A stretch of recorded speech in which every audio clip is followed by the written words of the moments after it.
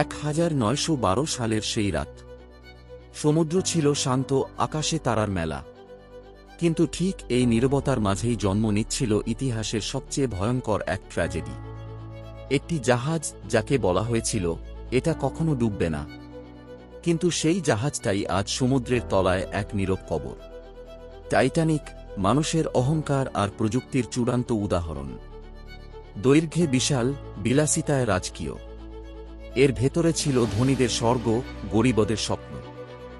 2200 এর বেশি মানুষ বিশ্বাস করেছিল এই জাহাজ তাদের নিরাপদ ভবিষ্যৎ বহন করছে। যাত্রার সময়ই আসে একের পর এক সতর্কবার্তা। বরফের পাহাড় সামনে, কিন্তু সেগুলো উপেক্ষা করা হয়, কারণ টাইটানিক তো অপরাজেয়।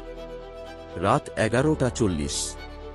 একটি হালকা ধাক্কা, অনেকেই টেরও পায়নি, কিন্তু সমুদ্রের বরফ টাইটানিকের শরীর চিরে দিয়েছিল নীরবে।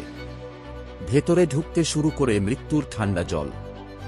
লাইফবোট ছিল, কিন্তু সবার জন্য নয়। মহিলারা, শিশুরা আগে। অনেক নৌকা অর্ধেক খালি অবস্থায় নেমে যায়, আর জাহাজের ভেতরে অর্কেস্ট্রা বাজিয়ে যাচ্ছিল শেষ গান। রাত 2:20। টাইটানিক 2 ভাগে ভেঙে যায়।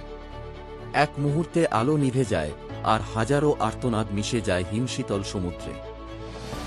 1500 এর বেশি মানুষ আর কোনোদিন আলো দেখেনি। সমুদ্র আবার শান্ত হয়ে যায়, কিন্তু তার গভীরে রয়ে যায় এক অভিশপ্ত ইতিহাস। টাইটানিক শুধু একটি জাহাজ নয়, এটা মানুষের অহংকারের কবর, যা আজও সমুদ্রের তলায় শুয়ে আমাদের মনে করিয়ে দেয় প্রকৃতির সামনে মানুষ কখনোই অজেয় নয়।